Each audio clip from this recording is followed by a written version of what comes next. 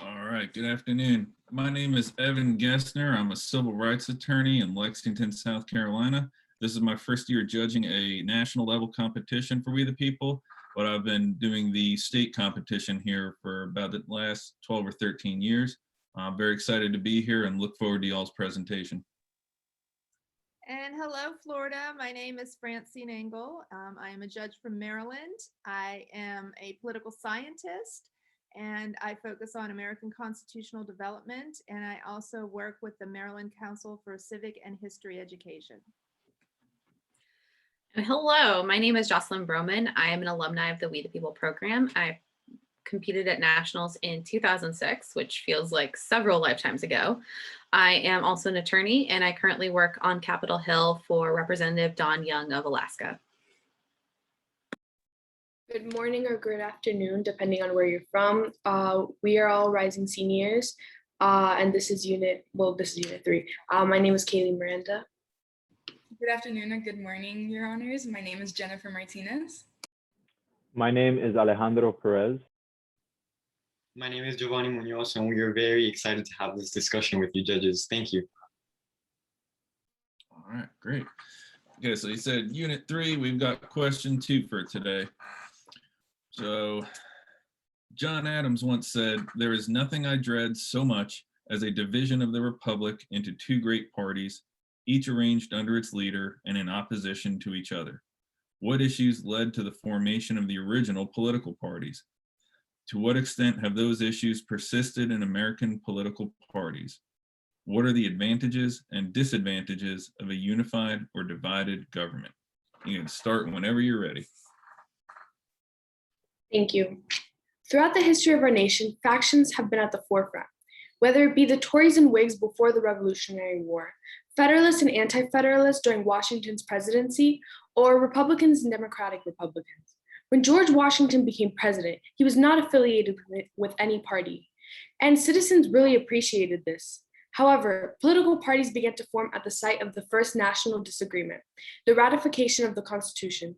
Those who were once loyalists began to worry over how controlling this new government would be. The topic of how powerful the Constitution was going to be and how many people would have power over was huge. Some thought that the Bill of Rights should be included in the Constitution, and others thought that we would be fine without it. Evidently, they landed on the Constitution being the supreme law of the land and having the Bill of Rights. Political parties are formed by faction, and the best systems our nation has to offer are formed through compromise. Political parties are necessary, but if a party stands for nothing but re-election, it indeed stands for nothing. William F. Wells. Political parties remain prominent in our nation due to the divide it has caused. Our nation has mainly been divided into two sides. Polarization is rooted into our nation currently. Most recently, it can be seen through the most simplest of things, including COVID-19 requirements like mask mandates or even through social movements. Apart from those, there are the common issues of immigration, women's rights, and climate change, just to name a few. The list goes on when it comes to the division of political parties in America. As the years go on, it is evident that the stronger the division becomes, the more difficult our society is to understand other views. Although the First Amendment allows us the freedom of speech and to assemble, it is almost frowned upon to be accepting of other political views that is not your own or your party's.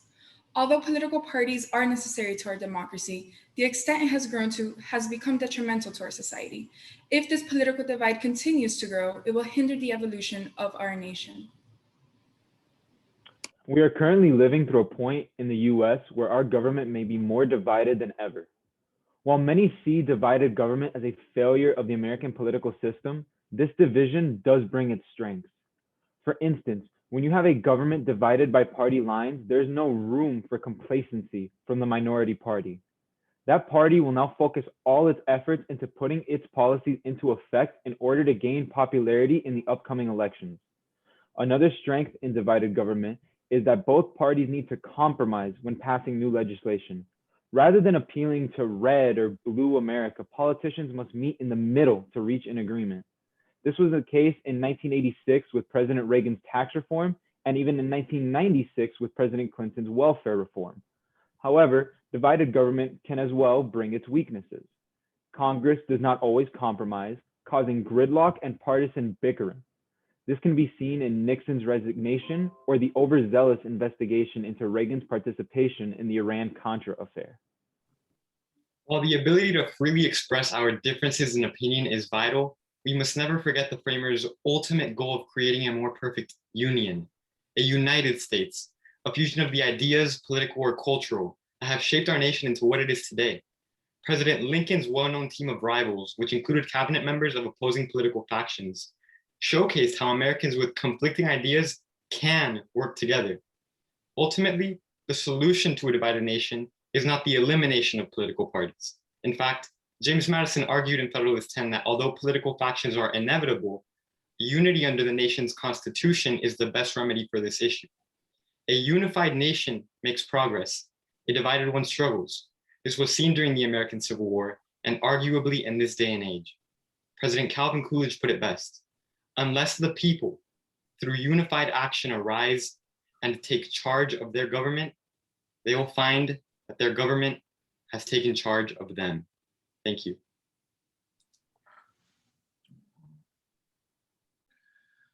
So tell me, how has the winner-take-all system of electors impacted political parties?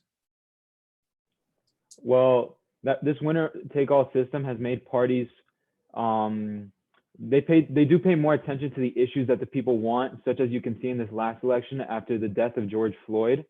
You saw mainly the Democratic Party pay attention to what minorities wanted and what African Americans felt as their rights were being taken away, and they had targets on their back from police officers.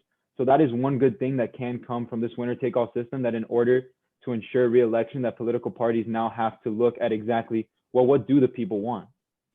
We do know that through the winner-take-all system, though, many voters may seem to feel disenfranchised, especially in swing states. Considering the fact that in states where the winner-take-all system allows the entirety of the votes to go, for example, we are from Florida, and we know that Florida, as a very important swing state in the election, has many electoral points that can go to a candidate. Many voters, for example, in this last election or in the presidential election before that, felt that their Democratic vote did not count as much because it's 29 electoral votes going to one entire candidate, regardless of the many and many votes that came from one party. And the winner-take-all system also affects us in the legislative branch when we have legislators not passing or not voting on things that they want to and they feel as they should because their constituents wouldn't agree with it or wouldn't necessarily like it. And they know they're going to be up for re-election in 2 or 6 years. So they want to make sure that they get those votes. Okay. Do you think the country would be more democratic and less partisan if the president and the vice president were from 2 different parties? So I think it's very interesting that you asked that, because specifically regarding President Lincoln's team of rivals, we know that his vice president and him were not on the same terms. And considering how a president and a vice president do work together very often, it would perhaps make a big difference in the way our nation is ran if the president and vice president were from different parties. I do believe that it could lead to a sort of problem relating to many people may start to begin to follow what the vice president says and then not what the president says, and say that they consider their president to be who the vice president is and not who the president is. But I do think that if they are chosen as a running mate, and if it is a plan to work together from the very start of the campaign, it could definitely be an effective way to unite our nation. I would agree with what my colleague is saying. I believe having the main leaders of our nation, the president and the vice president, be from 2 different parties may be beneficial as long as in the long run, they are agreeing to it. And like he said, having a running mate, how many of the same party pick their running mate, would be effective in unifying our nation, as there is a lot of polarization due to our nation right now. And maybe seeing that the 2 heads of our nation can comply and work together will benefit and help our nation grow together. And an example of this that I mentioned partly in my speech is back when elections first started. the vice president would be chosen as like the runner-up, not the loser, but the runner-up after whoever won for president. So that would be the vice president. And oftentimes it was a different party, but it's not like the case of, for example, our first president, Washington, who was not affiliated to any party, and yet his VP was at that time affiliated with the Federalist Party. Let's talk a little bit about factions and political parties. So you mentioned in your statement that political parties are formed basically by factions. So can you talk a little bit about how that's affected the current system we have right now, with the Democrats in control of the House of Representatives, the Senate, and the presidency, and yet still we have some sort of gridlock as well? I think that the gridlock that we are seeing is actually a very good thing. And I see it as a great example of our democracy and work, that sure, everybody has their own political sides, but our legislative branch can get together and work to really make comprehensive bills that work for both sides. And, you know, we've seen it in the case of the impeachment, where some Republicans voted to impeach, or we've seen it in the case of other bills where they're more Republican leaning and some Democrats choose on that side. And it's a great example of people working together, no matter their view, for the greater good of we the people. I would have to personally or respectfully disagree with my colleague. I do believe that this gridlock that does exist is not necessarily always beneficial, considering how when we specifically think of Congress, we know that this gridlock can come with many negative effects, such as unnecessary filibusters. And when we don't get things done as a united nation, oftentimes this gridlock is not temporary.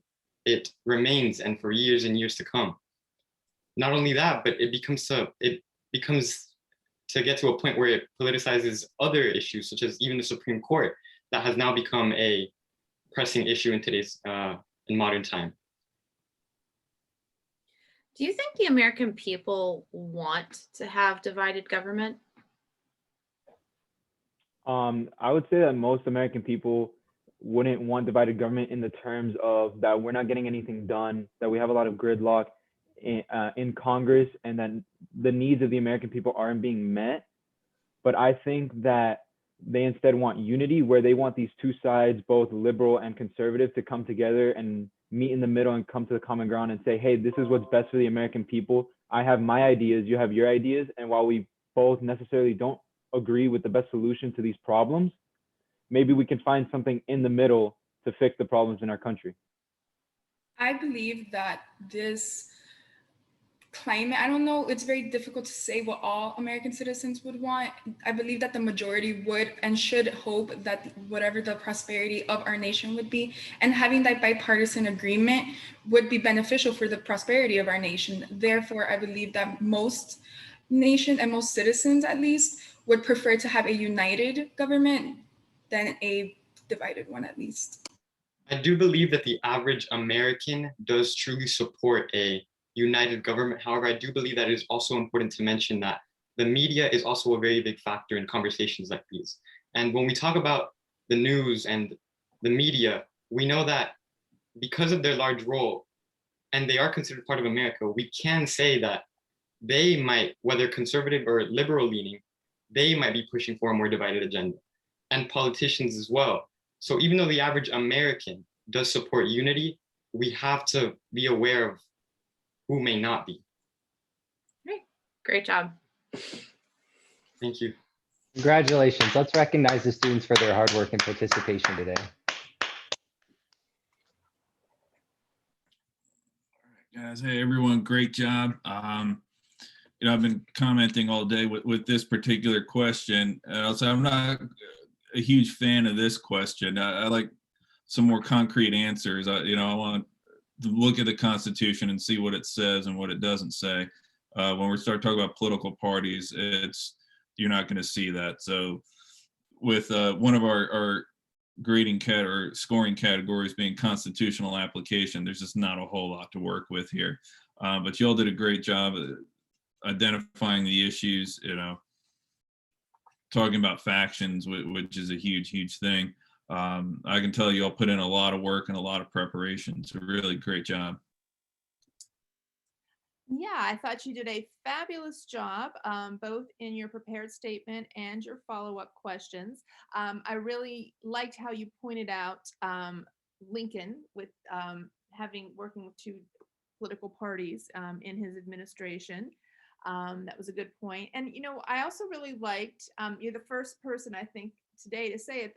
Someone said gridlock is a good thing, and then sort of explained why gridlock was a good thing, because we were just talking about it in the judges room a little bit ago, that Madison, talks about how the system is designed for gridlock. So they kind of knew that they were putting together a system of gridlock, thinking that it's better that nothing gets done than something awful gets done.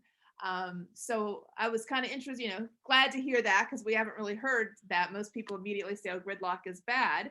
But you did a good job sort of explaining it. And then I also liked that somebody else chimed in and sort of explained why gridlock wasn't a good thing. So we got to hear both sides of the argument from you guys today. And pretty much on all the topics, we got to hear both sides, because after somebody was talking and gave a point of view, somebody would step in and kind of give the counter argument. So that was really nice to hear that you understood both sides of the issue. So very well done. Yeah, great presentation. I really liked your examples of talking about tax reform and welfare reform, how divided government kind of came together for these kind of major reform issues. And then also, yeah, your example of Andrew Johnson being of a different political party for Abraham Lincoln's second VP, that was a great example as well. I like this idea of like the contrast between, which I think you guys are kind of starting to get into, but could think a little bit more about, of like unified country versus unified government. And so I think as you guys are like thinking about this and doing further, just keep in mind that you'll get a lot of people on the street will be like, well, yeah, Democrats and Republicans should work together. Then you start asking them about specific issues and they're like, well, what about immigration? They're like, oh no, we don't want them to work together on that. I want my perspective done. So while there's this general consensus that people want Democrats and Republicans to work together, it kind of breaks down when you start getting into the how and like the specific policy areas. So be careful of like that overarching thing versus like the actual nuts and bolts of that kind of happening. And this is part of the problem on Capitol Hill. If everyone has a general idea of what they want to do and can generally agree that doing something about immigration is good, for example, but the question is, how do we do it? And it's really this kind of devil in the details kind of thing. And so as you guys are continuing to like look at this of like, where does this actually kind of break down? It's really, in my experience, it's always in like the actual how of accomplishing something, especially on big issues like immigration or healthcare and those kinds of things. It's the smaller things that we tend to get the bipartisan agreement on, like reforming the Veterans Administration or instituting inspector generals or listening to them. Like those are like bipartisan like things and can work together. But it's when you get to those like bigger ticket items that we tend to hear about in the media, which I really like that you brought up that media factor as well, that's when it can kind of break down and be like, we're going to have these two polarized sides and there's really not necessarily all that room to meet in the middle. So, but it was a great presentation. I enjoyed our discussion and I'm glad you guys are getting a chance to think about this and talk about it as well. So thank you so much. Thank you, judges. Good job. Thanks for your time. Thank you for your time today. Thank you very much, judges. We appreciate you. Thank you. And good Thank luck you. with today. Good Thank luck. you. Thank you, John. Yep.